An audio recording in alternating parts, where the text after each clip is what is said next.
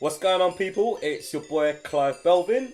On today's episode of The Weigh-In, we are going to be talking about the return of the Mac, Tyson Fury, and Terence Crawford as he makes his welterweight debut against Australia's very own Jeff Horn.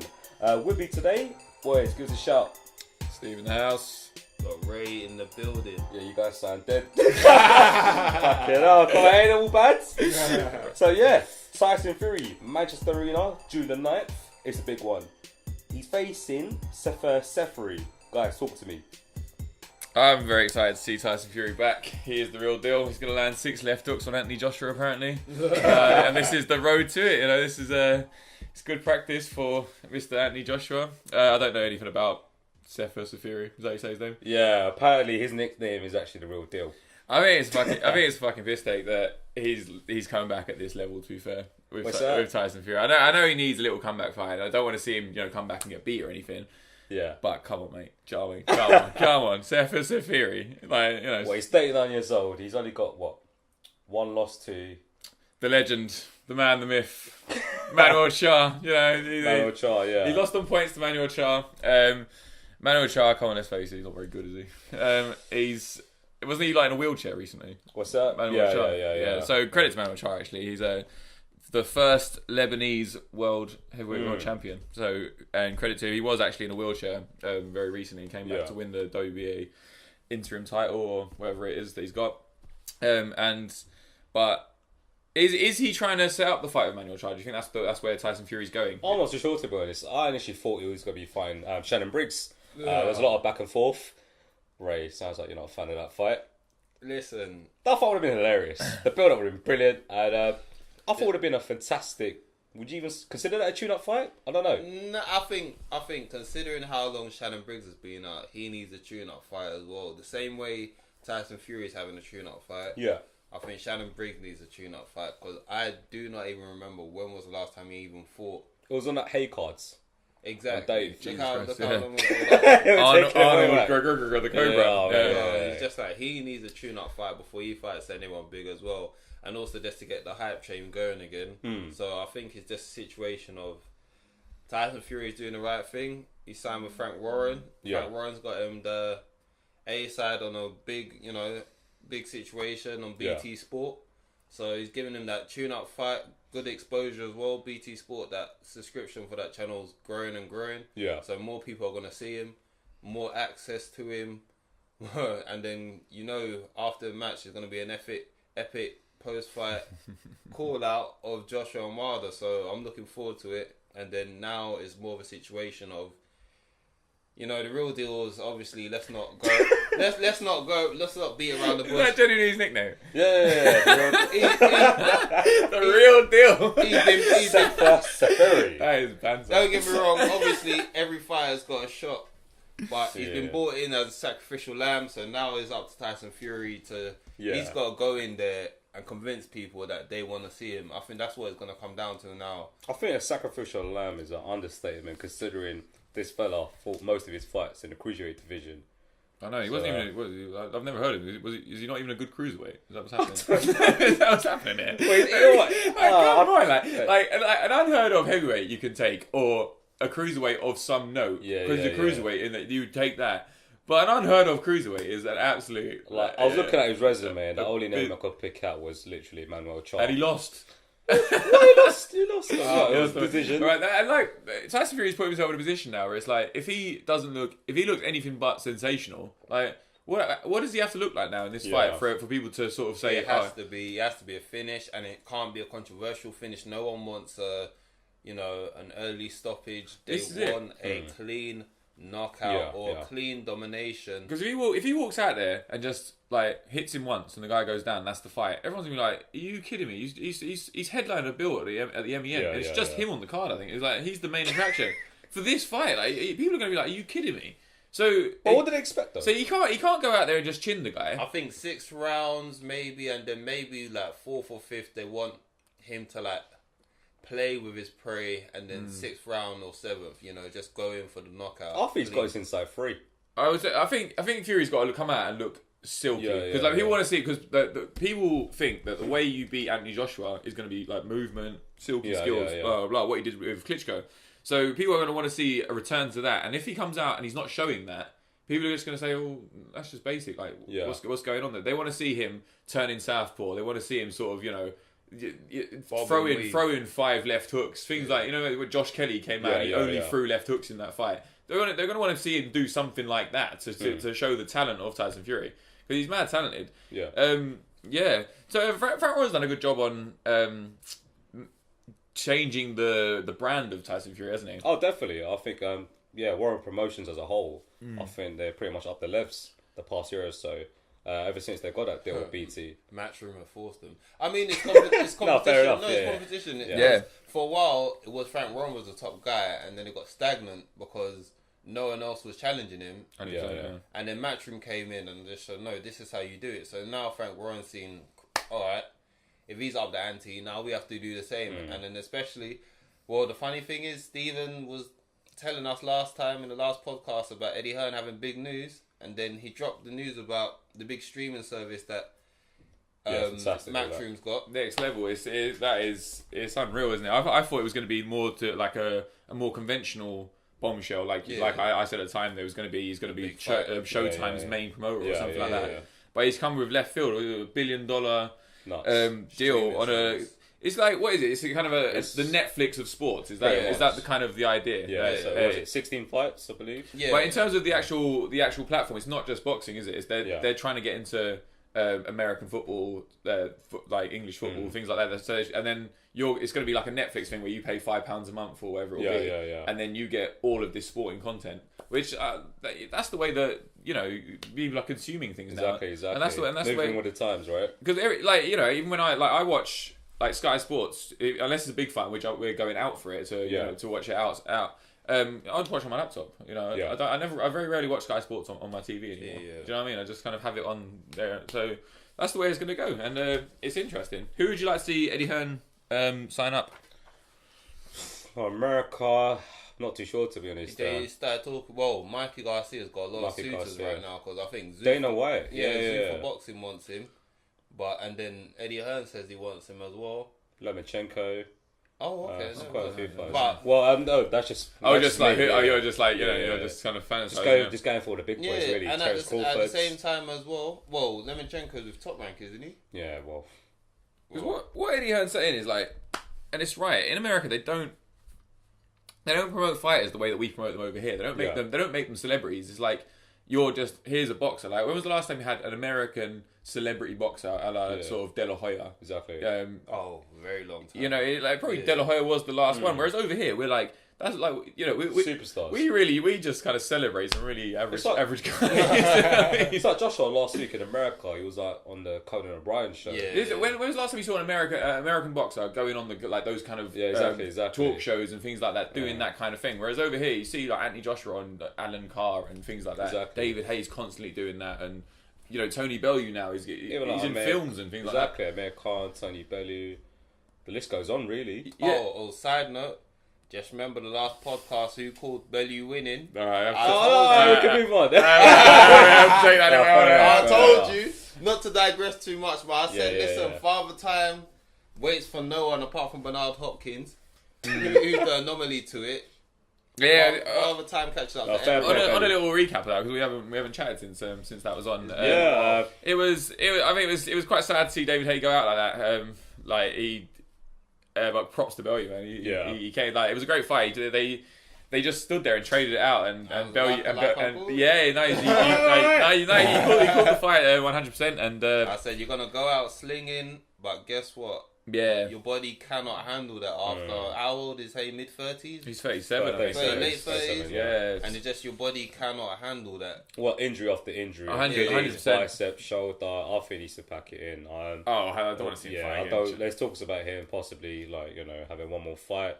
I understand, but the problem maybe just to get a win, someone just to get a win and sort of celebrate the career. But even if he was to fight someone like Chisora, it'll be Chisora all day for me. It's not. He can't win. He can't go out slinging. Matt Macklin sort of hit the nail on the head. He said that David Haye can't spar anymore. Yeah. He can't do hard sparring to get through it. And the only way to get sharp is to do hard sparring. So if you can't spar for a boxing match, for a 12-round boxing match, what chance have you got of winning? It's tragic considering he was one of the biggest names in British boxing. He put British boxing on his back when there was no one. There was no Eddie Hearn, there was no Frank. No one was doing anything good at the time, and he literally, selling that value of fight, selling props to his career. Like, he had a great career. It would have been interesting to see had he won. Had we seen the old David Haye, where would he have gone from there? It would have been a lot of fights out there for him. It's just interesting that fighters that you always think they would never. You think they would never let themselves go into that situation. Because you always think, I always thought, David Haye's got the ace up his sleeve. David Haye knows what he's doing. David Haye, he's sort of one step ahead. That was his whole career. And he went the same way that every other boxer goes. The same way like Bernard Hopkins. I thought there's no way he's going to let himself lose like that. Yeah. And he went through the ropes, that kind of cliche sort of, and it was sad. It's just boxing. Just it's like like Ray said, you hit the nail on the head. Father Time. It's a cliche, but it's so true. It just gets you. It gets everyone. No one can run from it. It's just about obviously it's harder said than done, but you have to put your ego to the side and say. Yeah, props to Calzaghe for just literally everyone wanted to see that Carl Froch fight, and it's just he just said no, I'm off. He knew. Do you know what I mean? He just said no. I know. I know. I was gonna say during a training camp itself, do you think Haye knew deep down? Yeah, I'd say that would have shown in the camp for sure. He would. I think he probably thought maybe I've got enough to bomb out Bellew to grind it, get through it. And he probably lied to himself in that regard. But he knew he was a fraction of what he was. I don't even think he lied to himself. I think he was just bet on himself. Do you know what? I'm gonna go 0 to 60 from the word go as soon as the bell rings. And he came out and he took. And credit to him, he took the centre of the ring. And they swung it out. It was a good little scrap, to be fair. It was. Fair play to Bellew. But it's a new era now. You know what I mean? It's like Anthony Joshua's time and Tyson Fury, and it's like David Haye's watching the digital age, man. It's like it's a new world now. Who knows? We can see David Haye against Sefer Seferi sometime in the near future. It's the fight we want to see. It's the real deal. It's the real deal. Yeah. And Haymaker, why not? One final hurrah. But yeah, Gypsy King. Have you seen those videos he's been posting up on Instagram? He cracks me up, man. He's hilarious. He's been missed in the boxing scene, and I just can't wait. Yeah. During the night, for some reason, I got a feeling that they'll make a Wilder first Fury fight before they do Joshua first. You think so? I would have thought other way around. Only because. Do you think? Are you saying that before Joshua and Wilder? Yeah. So yeah. I think they'll eliminate, if they can, they'll make, because at the end of the day, if Tyson Fury is able to get, who's got the main belts now? Well, Joshua's got WBC, IBF, WBA, and Wilder's got the other. Oh no, Wilder's got WBC. Wilder's got WBC, and then Joshua has everything else. Yeah. So then that's what becomes difficult now, because if there was a belt for Tyson Fury to get, then it could have been he would have had more leverage. But the thing is, Josh, it's very difficult to keep hold of all the belts all at one time.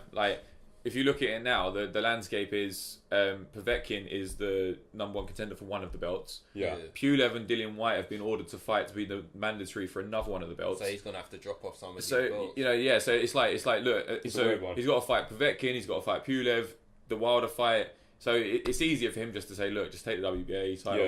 I've got to relinquish that, and then Fury can fight for that. And if Fury got his hands on a belt, that would add credence. Then it'd be a unification fight, and I think that would be more fun and more interesting. Definitely. Than Fury coming to the table as a challenger. I think Fury, he's better than a challenger. He's more.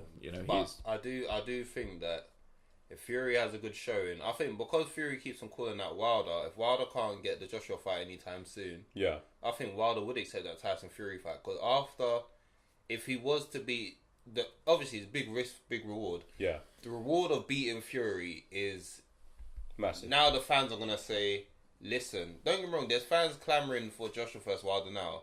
If Wilder was to beat Fury, then it's the situation of Joshua. You cannot. Now it's just there's no backing down. There's no excuses. You have to face Wilder, and vice versa. If Fury was to beat Wilder, then Fury can be like, listen, and he's gonna be talking a whole lot of smack. But you can flip the script now.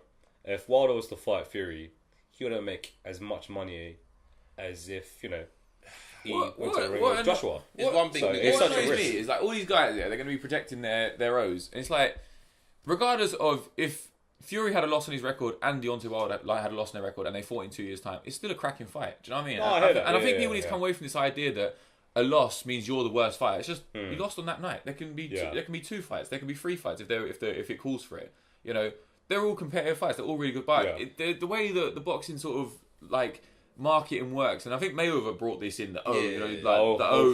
Broner tried bringing that in. Jesus let's Christ, not. yeah. Still got my O. Oh god, yeah. I'm still EP. Yeah, no, he and like, yeah, so it's just you just want to get the fights made. Just fight. The money will be there. Everyone's gonna watch. There's loads of money in it, and I think like it comes down to the boxing public just saying, look, we don't care about O's. We want to see people fight. Do you know what I mean?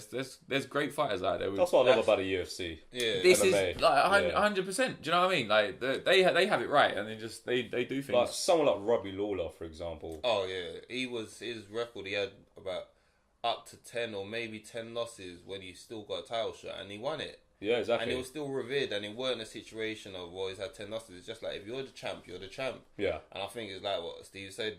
I think the Mayweather situation of making the Ozo valuable has hurt the rest of the boxing world. Yeah. Because it was good for him, don't get me wrong, for his situation. It's very good that he markets himself in that way. That's him. But he killed the golden goose though. Like it was good for him, but he hurt boxing. That's what it was. As a whole. Now everyone's really scared to lose. But it's like there's fighters that have made a ton of cash from going in there, throwing down, always giving a good account of themselves. Sometimes they win, sometimes they lose. But you're in top fight. You're in top fights. That was back in the golden age with like the welterweights of like Sugar Ray Leonard, Tommy Exactly. Hearn, Yeah. Duran and such. But yeah, it's like you said, now it's hard. People don't. Back then it was just like, as long as you're a warrior and they love you, they'll still put money into you. Yeah. Whereas unfortunately now it's like, I don't know whether it's gone beyond the point of return of, if you don't have an O, we don't care no more. So it's like someone like Chisora. Like Chisora just keeps coming back. They're not killing him. It's like, Chisora's hilarious. and he sells me a dream. He sells me a dream every time. I'm like, Chisora is a national treasure. You'll tune in to Chisora. Because he's one of the very few characters who you will still tune in despite the losses. yeah, because he like we said, he comes, he throws down. He's a good character. He's got a good personality. You know, he keeps it real. And then whenever he walks through the ropes, he always kind of gives a good account of himself, win, lose or draw. And you don't mind him coming back. And it's Chisora's a national hero. it's Sir Chisora, Sir Derek. That's what I was bringing to it. Chisora. Yeah. Obviously, you got I'm about to say Deontay Wilder in the cut. No, you've got Dillian White also in the wing, waiting in the heavyweight picture. So then that's going to be interesting. Dillian looked good in his last fight. I think the heavyweight picture. It's a killer. I'll say to American listeners, listen, the Brits are holding up because you got Dillian White there. Mate, we are. We've got Daniel Dubois. We've got Joe Joyce. Yeah, at that sort of grassroots level. Over there, Baby Miller. Yeah, come on, man. And then you come up a little bit, and you've got like Dillian White on that kind of level. And then you go up to the top level. You've got Joshua and Fury. You know, and you got Hugh Fury. UK representing, mate. It's too much. What do you make of this Tyson Fury Tony Bellew?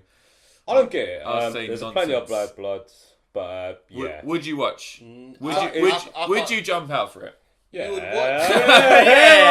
I just don't see that fight happening. Like Fury's way too big for him. Way too big. I don't get Tony Bellew. He talks so much rubbish here. He's like, oh, Deontay Wilder made me look like he's like a big stick insect just hugging me. He was way too big for me. But Fury's bigger than Deontay Wilder. Yeah, I don't know. I don't understand. But like Deontay Wilder weighed 15 stone for his last fight. Yeah. Tyson Fury weighs in at 18.5, 19 stone. He's taller. He's got a longer reach, but yet he's happy to fight. Yeah, that fight will be I think he's just gifted the gab with Tony Bellew. I think obviously he's trying to keep his name out there because he himself probably wants 1 or 2 more fights. Then he's done. No, of course, and he's looking for those big money big fights. Yeah, and I don't know where he can go from here because Fury is not the. Personally speaking, they can make the fight and people will tune in. Yeah. But whether that's the smart fight to make at his stage of his career where he's trying to cash out, I don't know if that's the fight that he wants. For me, I like to see him fight the winner of that cruiserweight tournament. So you got Kaziva Usyk. But that's too it's just a tough fight. There's no money. It's a tough one, but imagine like winning full 4 titles. Oh no! Titles. All in the hands of one. That's it. Shout out AFL. It'll just be about how hard is it to sell that fight, because, like you said, he's at the point now where it's just like, credit to him, because a lot of fighters don't get to this point where he's smart enough to know, listen, my time is coming up. Yeah.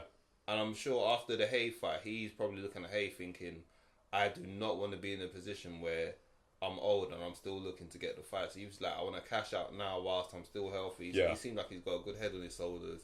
So I think it is a situation of who can sell the biggest fight for me to cash out. And whether that Super Series Cruiserweight champ might... I just don't think that has the mainstream pull. Like, Usyk, it doesn't have that mainstream pull. The fact that it's go down. It's got to be Andre Ward. Yeah. Or... Like, because he's in it for cash at this stage. He doesn't care about belts or legacy or whatever. You know, he's in it for cash. And it's like, Usyk, he's had that's belts. not selling much. Andre Ward, that's selling. Yeah, that's if you get Andre Ward to come over here, that's doing really well. And then Tyson Fury, the thing about the Tyson Fury fight is, people want to know, has Tyson Fury got anything left? Yeah. Has the 2 years taken out of him. So and Bellew's stock is so high at the minute because he's just knocked out David Haye. So everyone's thinking, well, he's just done David Haye in 6 rounds. You know, Tyson Fury's been out of the ring. Like, there's enough outs there to think. Wait, hang on a minute. And people think that Tyson Fury's shit as well. They think he's they think he's like a joke. So like, if you read the comments, people actually believe that Tony Bellew could beat Tyson Fury. Jesus. No, I take nothing away from Tony, but it's just a shame. It's levels in the cruiser. Tyson Fury for me is an on-crown king. He's like, you know, however way you see it, you know, Anthony Joshua, Tyson Fury, Deontay Wilder, he ain't losing to Tony Bellew. Come on, like, he's not. There's levels in this game. You know what I mean? Yeah, lads. Moving on, another big fight June the 9th. You got Terence Crawford against Jeff Horn. So Terence, he's going to be making his debut the welterweight division. Got a title on the line. How do you think he will fare in the welterweight division? It's pretty stacked. I think he'll win that fight by stoppage. Terence Crawford, that is. Yeah. I think it's a. I think what's his name? He's a good fighter, strong and durable and big. Who's that? Jeff Horn. Yeah, Jeff Horn. Yeah. But he's just too basic for someone like Crawford. Jeff Horn was saying the other day he was looking for an early knockout punch. Do you think he's got any chance whatsoever? Like, he's shocked us beforehand when he beat Pacquiao. But has he ever knocked anyone out early before? Has he demonstrated that before? That kind of like he's durable and, you know, he's got a high work rate, but he hasn't really got much power. And I don't think he's got too much. So Pacquiao's faded and over the hill now. He still struggled in that fight. It was still sort of a tough fight. Still competitive when it shouldn't have been. Yeah, do you know what I mean? You got a young guy, and Pacquiao. What was Pacquiao doing in Australia? Was it just like pouring it out? He was the one that brought everyone to him, and then now he's going out to everyone else. It's crazy. Like, Aram's just like treating him like, you know, like King Kong, where he's like, has no attraction. Like, he's just like, oh, we've got the amazing Pacquiao. It's so sad to see. But Crawford will be interesting to see how he fares. Who's the other, like, would you say the other main welterweight contenders for him? Errol Spence, you got Keith Thurman, Porter, Danny Garcia, Amir Khan, Kell Brook if he was to come down again. Mate, that division is just like it's eye-wateringly good. Haven't we got like Danny Garcia, Porter coming? You got Danny Garcia, Porter. Purse being discussed. Is that part of the Al Heyman, like that big Showtime? Pretty much. Series? So Keith Thurman dropped his title, and so Garcia, Porter going for that. So yeah, there's a lot happening. What's Errol Spence saying these days? Errol Spence, he's still looking for a fight. Yeah, just can't. Yeah. He's kind of a victim of his own success, really, isn't he? He's just too good. Do you know what I mean? He's sort of like who. It's very few people that they can put Spence in with, and you think, oh, that would be a good fight because Spence is so good. Even in a stacked division, they're kind of like, oh, Spence will win that. Well, there's talks about him moving up and fighting Kell Brook. I think he needs that'd be interesting. But just like a little one-off. Yeah, we still need Kell Brook. Kell Brook Khan. But I don't know what the situation is. They're under the same roster, so now it's just a situation. What happened? Can they make it? Because Khan beat his last opponent, obviously. Kell Brook done the same thing. They both looked sensational. They both look good, but I do feel like they did drop the ball a bit. Like they could have hyped it a bit more. Yeah. So maybe they're not looking to. because the way I saw it was Khan's doing this, taking that fight to set up that big fight with Kell Brook, because he's another one. You look at him and you probably think he's just looking for the 1 or 2 more big money fights and then it's done. He doesn't come across, I'm not going to tell people how he is because I don't know. He doesn't come across as motivated as he did before. Now he just seems another situation. And he's getting older as well, so it's understandable. I want the big money fights. Yeah. Belts don't always equal that. So I would have thought, all British fight with Kell Brook. Why not? That's the fight. That's what's gonna happen. I think both fighters gonna have one more fight. I don't know. Build up momentum. I think Eddie Hearn would like to have a world title on the line for that fight to add sort of credence to it. I think that makes it more interesting. But over here, that fight sells. Like, we're lucky in that regard. The Americans must be really like fuming that they don't have those national rivalries. You know what I mean? They don't get they can't sell 50,000 tickets to see two guys who. Where would Brook and Khan are their top fighters, but they're not number 1, number 2 in the division. No. But even still, that fight sells more than number 1, number 2 in the division is probably Furman and Spence. Yeah.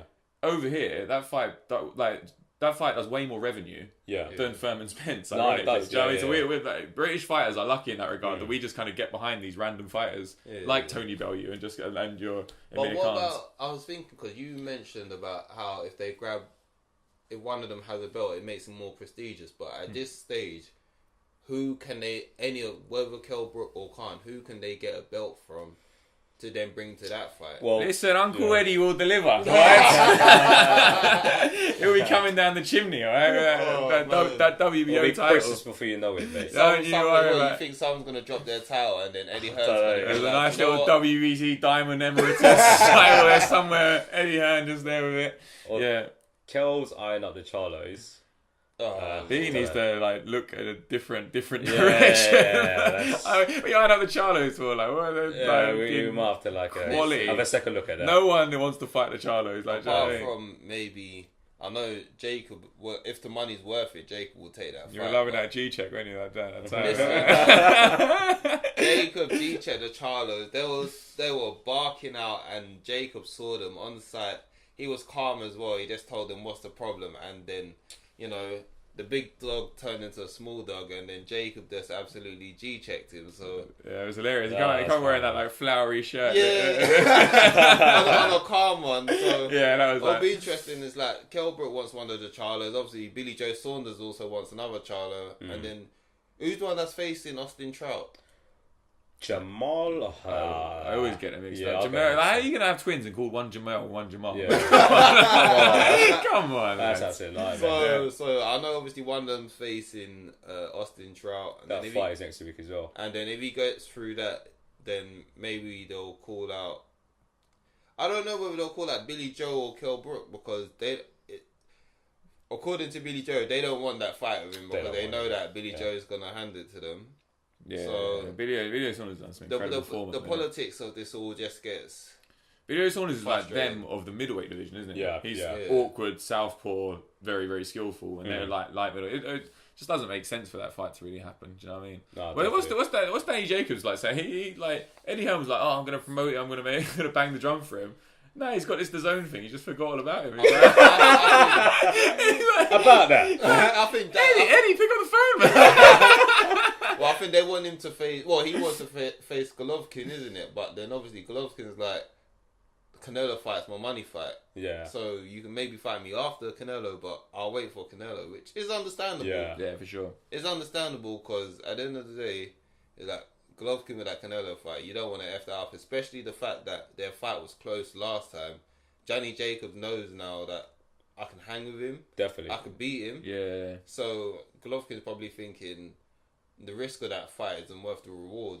Danny Jacobs, he's had two fights with Eddie Hearn's promotion now, Matchroom in America, and he just hasn't they've just been solid performances. He hasn't set the world alight, and Eddie Hearn's tried to give him opponents that will match his style when he can get a stoppage against and look great, and he's just kind of looked a bit lackluster. I think the cards itself have been a bit lackluster. I think Danny Jacobs, the kind of fighter, he fights to his level. You know, in them ones where if he was to fight Golovkin, he would up his game massively, but then when he's put in with sort of that kind of cannon fodder, he just kind of fights and goes through the motions of that. So definitely. But yeah, June the 9th, all the best. Gypsy King. Return of the Mac. I can't wait. Yeah, that's it. Very, very exciting. Yeah. So yeah, exciting times. Yeah, that's all, guys. Hope you enjoyed this episode. Like, subscribe, all of that. Do check out our vids, the near future. So yeah, peace up. Thanks for listening. See you later, people. Done.